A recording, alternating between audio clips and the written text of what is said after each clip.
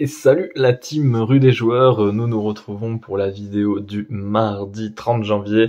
Comme je vous le rappelle, hein, le rendez-vous hebdo maintenant à raison de 4 émissions semaine, hein, lundi, mardi, jeudi, vendredi, du basket, de la NBA pour votre plus grand plaisir, je l'espère.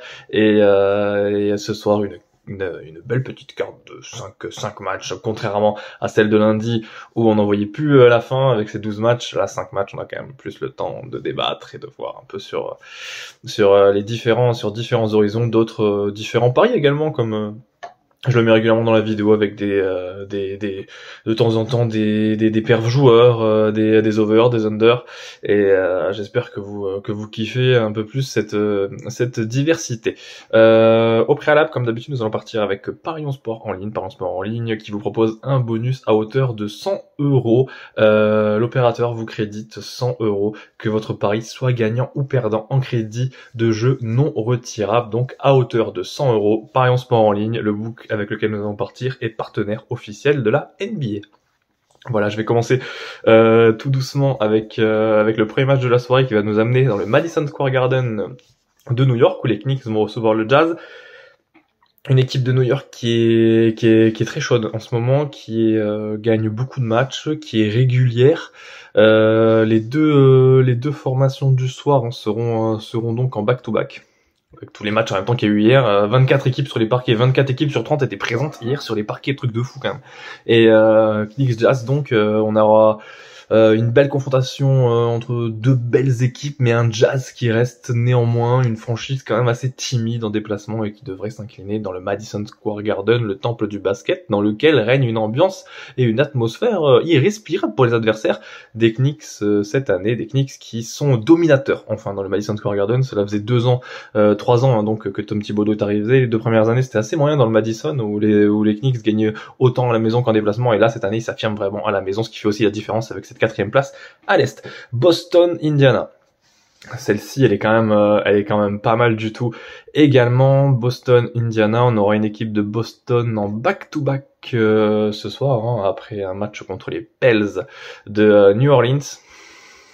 Boston, c'est comme Denver à l'ouest, pardon. C'est trop compliqué de partir sur une victoire des Pacers. Boston à la maison, c'est du costaud, c'est solide, c'est régulier et c'est très sérieux. Voilà.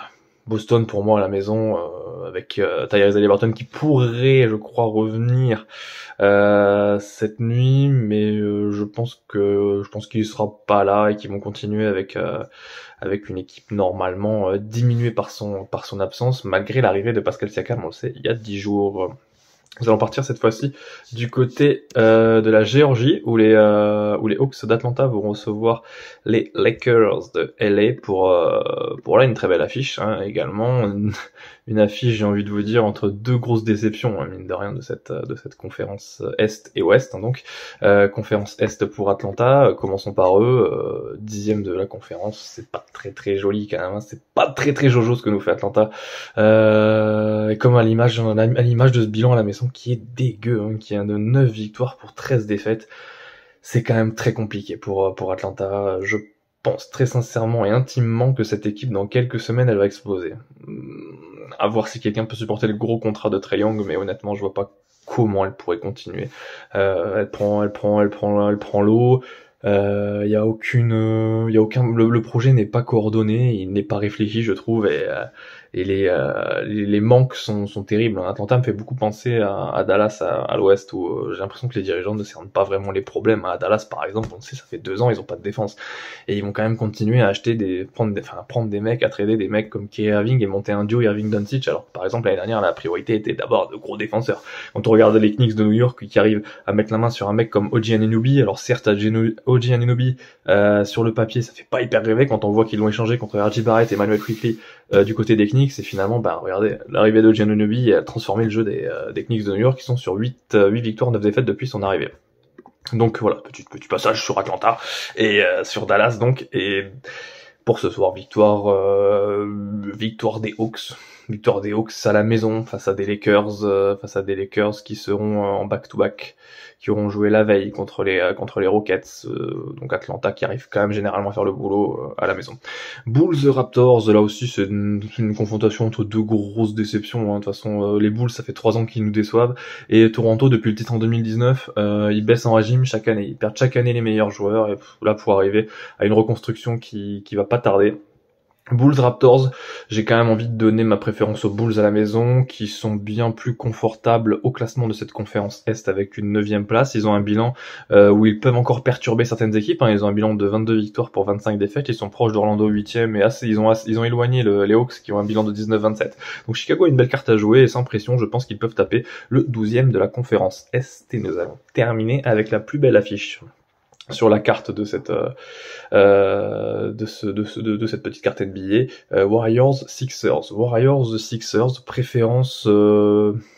Le problème, c'est que les Warriors les Sixers sont en back-to-back ici, et les Warriors ont besoin d'une victoire, les Sixers aussi, vous me direz, mais dans la mesure où les Sixers sont en back-to-back, je préfère miser sur les Warriors à la maison, qui mine de rien, malgré toutes les critiques